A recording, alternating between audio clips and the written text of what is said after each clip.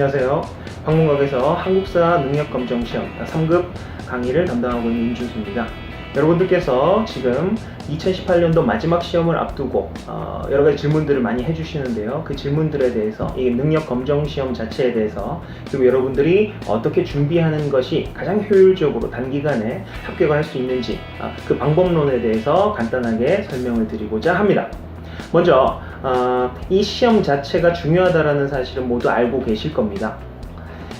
마치 임용 시험을 치르기 위해서 필요한 필수적인 자격인 이 중등 교원 자격증에 준하는 시험이라고 감히 제가 말씀드리고 싶습니다. 왜냐하면 중등 교원 자격증이 있어야지 시험을 칠 수 있는 것처럼 여러분들께서도 이 한국사 능력검정시험 3급 자격증을 가지고 있으셔야만이 11월 달에 이루어지는 그 교원 임용고시에 응시를 할 수 있게 됩니다.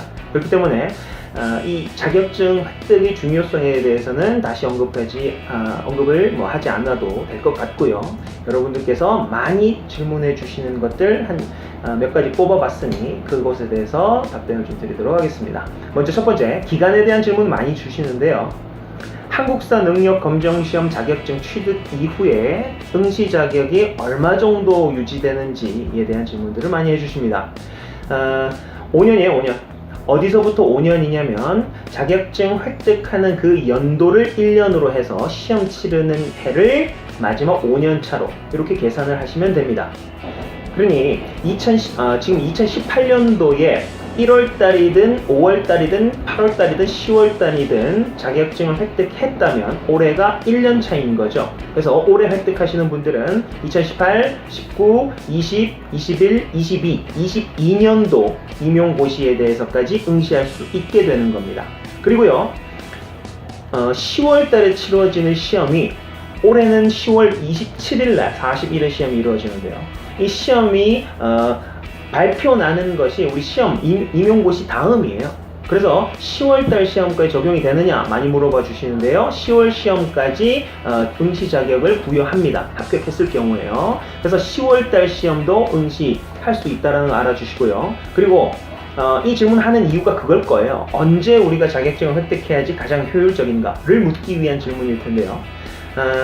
여러분, 임용고시를 준비하는 거 굉장히 어렵습니다. 그렇지만 시험 시작할 때부터 난 5년 안에 될 거야 라는 생각을 하고 뛰어드시는 분들은 없으시겠죠. 장수생, 내 목표가 장수생이다, 그런 건 없습니다. 그래서 최단기간에 지금 내가 시험을 준비하고 있다면 혹은 지금 학부생일 경우라도 단기간에 가장 빨리 다가오는 회차에 응시하셔야 본인들이 나중에 전공과 교육학을 공부할 수 있는 그 시간을 확보할 수가 있습니다. 그래서 지금 그 고민하실 시간에 바로 응시를 하시고 공부하시면 될 것 같습니다.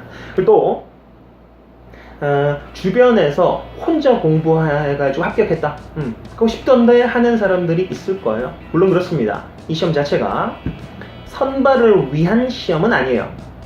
즉 상대평가가 아니고 절대평가로 이루어진다는 거죠. 그래서 100% 합격률을 보일 수도 있는 그런 시험입니다. 그래서 난이도가 이 선별을 하기 위한 것이 아니기 때문에 그렇게 극상으로 높아지지는 않습니다. 그런데 회차별로 합격률이 많이 될 때는 70%까지, 덜 될 때는 30% 후반까지도 이루어지는 이 30%의 합격률이 왔다 갔다 할 정도로 굉장히 좀 편차가 있는 시험이에요. 그러다가 옆에 사람 친구만 말 듣고 그 친구는 운이 좋았을 수도 있죠. 쉬운 회차에 걸려서. 근데 내가 쳤었던 것이 하필이면 어려운 시험이었었다. 그리고 내가 시험 치르는 것이 하필이면 마지막 시험인 10월 시험이었다. 그러면 시험을 못 보거나 혹은 다음 연도로 시험을 넘겨야 되는 그런 불상사가 발생할 수도 있습니다. 그렇기 때문에 본인의 기본기를 잘 파악을 하시고요, 우선. 그 다음에 본인의 전공 계열에 따라서 좀 기본기는 차이가 많이 나겠죠? 그래서 그런 것들, 한국사 기본기를 좀 파악하신 다음에 네가 붙은 건 네 거고, 네 능력이고, 네 운이고, 나는 나의 능력을 좀 측정을 하셔가지고 본인이 준비를 하셔야 될 것 같습니다. 독학으로도 물론 가능합니다. 독학 가능해요. 독학으로 할 수 있다면 가장 좋습니다.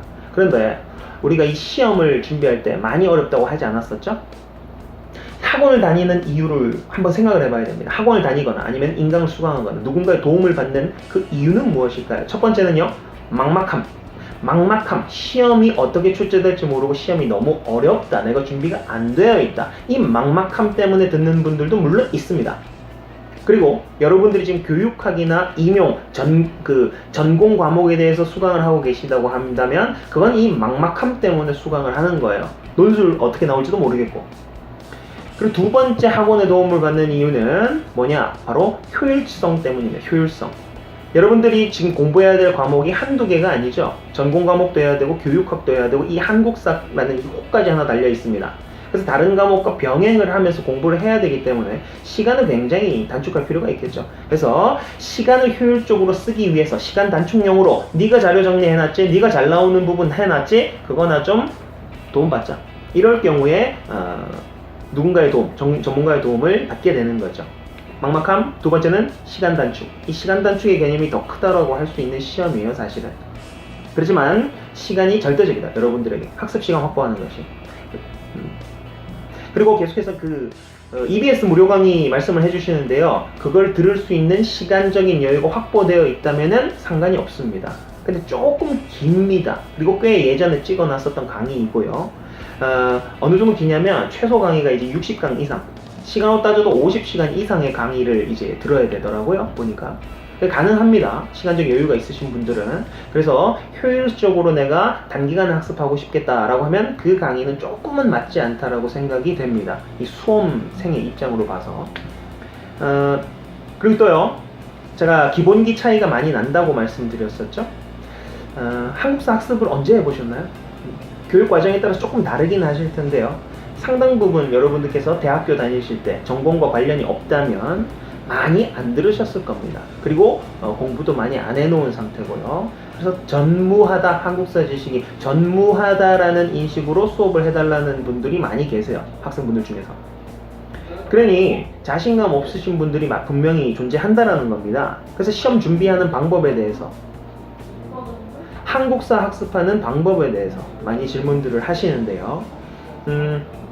이 시험이 어려운 이유부터 한번 생각을 해볼까요? 아까 말씀드렸다시피 다른 과목과 병행해야 된다. 그 다음에 한국사라는 그 과목의 특성상 학습 분량이 방대하다. 그래서 한번 떠올려 보시죠. 삼국시대하고 고려시대까지 좀 알겠어요. 조선시대 들어가고 근대사 들어가기 시작하면 삼국시대 때 어떤 내용 공부했는지가 우리 머릿속에서 잊혀져 갑니다. 분량이 많기 때문이죠. 그래서 기본적으로 반복 학습을 해야 된다는 거 여러분들께서 한번 생각해 보셔야 돼요. 그리고 제가 시간을 단축해야 된다라고 말씀을 드리긴 했는데요. 그래도 합격을 위한 최소한의 학습 시간은 좀 확보를 해주셔야 됩니다. 10시간 완성 이런 거 없어요. 여러분들께서 잘 알고 계시는데 그냥 내용 한번 점검 파바박 하시는 용으로는 활용할 수 있습니다. 반복 학습이 굉장히 중요합니다. 반복 학습, 본인의 기본기에 따라서.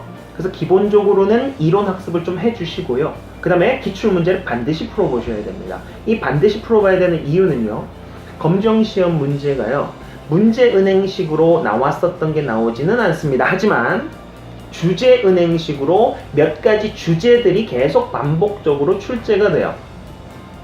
오늘의 오답 1, 2, 3, 4, 5 중에서 오늘의 오답지로 나왔었던 것이 다음 회차의 정답지로 나오는 그런 문제입니다. 그래서 기출문제들을 잘 풀어볼 필요가 있어요. 그리고요, 아까 말씀드렸었죠? 앞에 내용이 까먹기 시작한다. 그래서 적절한 타이밍에 앞에 있는 걸 빠르게 복습할 수 있는 정리된 요약집이나 이런 것들이 또 다시 필요하겠죠, 여러분들에게. 그래서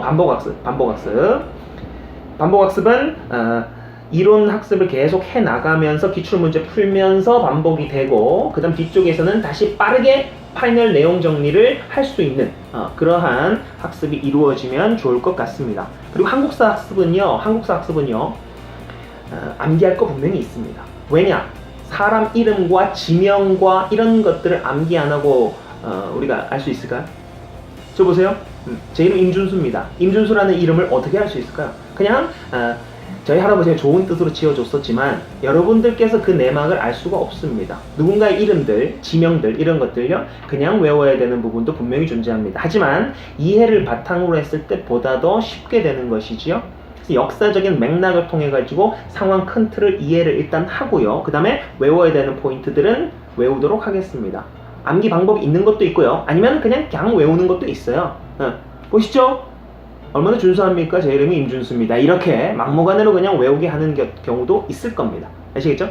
그래서 이해하는 파트와 암기하는 파트를 좀 나눌 필요가 있고요. 그 다음 또 하나 우리가 학습하는 방법 중에 한 가지가 묶음을 잘 묶어야 돼요. 묶음을 잘 묶어야 됩니다. 예를 들어서 세종대왕 하면은 뭐가 떠올라야 될까요? 바로 한글이 떠오르면 됩니다. 한글 하면 뭡니까? 우리 실정에 맞는 우리의 글이 나왔었다라는 거죠. 그래서 우리 실정 시리즈라고 하나를 묶어봅시다. 그러면 우리 실정에 맞는 농서, 농사, 직설, 직접 도움되는 이야기, 향약, 집성방이나 의방유치 같은 우리 실정에 맞는 의서, 칠정산이라고 하는 우리 실정에 맞는 달력, 이런 것들이 나오죠. 그래서 이게 이름은 외워야 되겠지만 이 큰 틀에서는 우리가 묶음을 잘 묶어 놓으면 네 가지가 한 방에 알게 된다는 거죠. 한글, 칠정산, 역법, 달력, 그 다음에 농서, 의서, 묶음을 잘 묶으셔야 됩니다. 그래야 학습량이 좀 줄어들 수 있고요. 잘 기억이 날 수 있다라는 거죠. 그래서 다른 뭐 한국사 학습 소소한 팁들 같은 경우까지 뭐 다 말씀드릴 수는 없고요. 시간 관계상. 그래서 이해와 암기하는 파트 좀 나눠서 효율적으로 학습을 하셔야 된다는 겁니다. 온라인 강의와 오프라인 강의 고민하시는 분들이 또 있으신데요. 이 온라인 강의, 오프라인 강의는 둘 다 장단점이 있습니다. 분명하게. 근데 여러분들께서 일단 기본적으로는 강의를 빨리 시작한다는 것이 중요한 거고요. 자기의 특성이 어디에 맞는지 한번 생각을 해보시죠. 오프라인 강의 같은 경우에는 분명한 장점이 있죠. 저와 면대면 대면을 할 수 있다는 거고요. 그래서 수업 전이나 쉬는 시간이나 끝난 이후에 모르는 부분을 질의응답할 수 있는 시간이 있다는 거고요. 그 다음에 정해진 고정된 시간이 있기 때문에 내가 나를 못 믿는다, 나는 짬짬이 보겠다라고 하는 나를 못 믿기 때문에 강제적인 시간을 설정해 놓는다. 완강하기가 훨씬 용이한 형태이고요. 그리고 잘 모르시는 분들 아까 제가 말씀드렸듯이 질의응답이 원활하게 이루어질 수 있다. 그 다음에 시간 활용도가 좀 시간을 잘 활용하고 싶다. 그 다음에 집중력이 난 좀 뛰어난 편이다 하는 분들이 이제 온라인 강의를 좀 도움을 받을 수 있겠죠. 그리고 온라인 강의에서도 뭐 질의응답 코너가 있으니까 거기를 잘 활용하시면 될 것 같고요. 무엇보다 빨리 시작한다는 것이 중요한 것 같아요. 여러분의 특성에 맞춰서 취사 선택하시면 될 것 같고요. 그래서 이런 방법들을 통해 가지고 본인이 이제 선택을 하셔야 됩니다. 강의를 들을 것인지 말 것인지, 혼자 공부할 것인지, 언제 볼 것인지는 이건 고민 포인트가 아닙니다. 지금 당장 가장 빠른 회차에 공부를 시작하셔가지고 응시하시면 될 것 같고요. 그래서 이런 것들을 많이 고민을 했었어요. 시중에 이제 한국사 강의를 많이 하시는데요, 선생님들께서. 그리고 강의도 많이 올라와 있고요. 근데 자부할 수 있는 것은 이 노량진에서 실강으로 2014년도 임용고사에 이 자격이 요구되는 그 순간부터, 그 이전부터도 강의는 물론 하고 있었지만, 검정시험 그 순간부터 매 회차 빠지지 않고 현장 강의를 1년에 4번 이상씩, 물론 다른 학원까지 포함하지 않은 임용 대상으로서 순수하게 이렇게 했었던 강의는 이 방문각 재강의, 이게 유일합니다.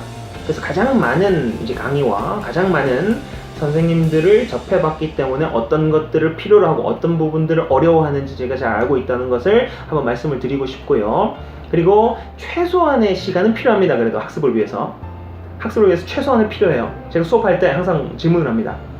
시험 봐서 떨어져 보신 분 하면은 손들을 많이 들기를 좀 주저주저 합니다. 이 시험이 조금 부끄럽다는 거죠. 그리고 쉬는 시간에 와서 저 사실 떨어졌습니다, 선생님, 요번에 잘 부탁드릴게요 하는 분들이 굉장히 많습니다. 그게 뭔 말이냐면 주변 말만 듣고 그런 식으로 하시면 안 된다는 거예요. 그리고 반복 학습을 하는 포인트를 잘 아셔야 됩니다. 그래서 수업을 만약에 하게 되면 30시간 정도의 최소 시간의 학습을 좀 하셔야 되고요. 그리고 70점 학습 선에 맞추면 안 됩니다. 한 85점 수준으로 수업을 진행하도록 할 겁니다. 100점 만점 하면은 오히려 좀 기분이 안 좋을 수 있어요. 아씨, 너무 공부 열심히 했나? 70점 간단하게 하면 기분은 좋지만 불안합니다. 그래서 85점 정도의 수준으로 80점 이상에 합격하게끔 그렇게 만들어 드리도록 강의를 딱 구성을 해 놓았습니다. 그래서 수업을 하게 되면 기본 이론 강의가 진행되겠죠. 반복학습입니다. 반복학습. 효율성과 반복 이 두 가지가 핵심이에요. 그래서 수업 중에 이론 학습이 진행될 거고요. 수업 중에 푸는 문제가 2회 분량 100문제고요. 개별 학습하면서 5회 분량 300문제를 풀이하게 되고요. 그리고 앞에 것들이 이제 잊혀지기 시작할 즈음 파이널 내용 강의 6강의로 압축한 강의가 있습니다. 30시간 기본 강의와 6시간 압축한 강의, 이 압축한 강의를 시험 전주차에 다시 복습을 하기 위해서 여러분들께서 활용해 주시면 됩니다. 제가 이런 얘기를 드립니다. 다른 거 계획 짜서 하시고요. 한국사는 수강하시면 시키는 대로 하시면 됩니다. 편안하게 하시면 된다고요. 그래서 요번에 몇 번까지 풀어 오시라, 요번에 어디까지 복습하시라, 이번 주차에 파이널 정리 강의를 들으시라 라고 제가 짜드리는 것들에 맞춰서 수업을 들으신다면 완강한다라는 조건 하에 100% 합격한다라고 자신을 드릴 수 있을 것 같습니다. 효율성, 그리고 반드시 합격하되 부담을 줄여준다. 이것이 제 수업의 특징적인 부분이라고 할 수 있겠고요. 그리고 주요한 질문들이 한 요런 것들이었었고요. 한 5가지 정도로 추릴 수 있었겠네요. 그러면 마지막 답변 드린 것은 이 강의 특징 한번 말씀드렸고요. 그리고 제가 수업 끝날 때 항상 드리는 말씀들이 있습니다. 아프지 마세요. 저희가 공부할 게 많습니다. 지치시면 안 되시고요.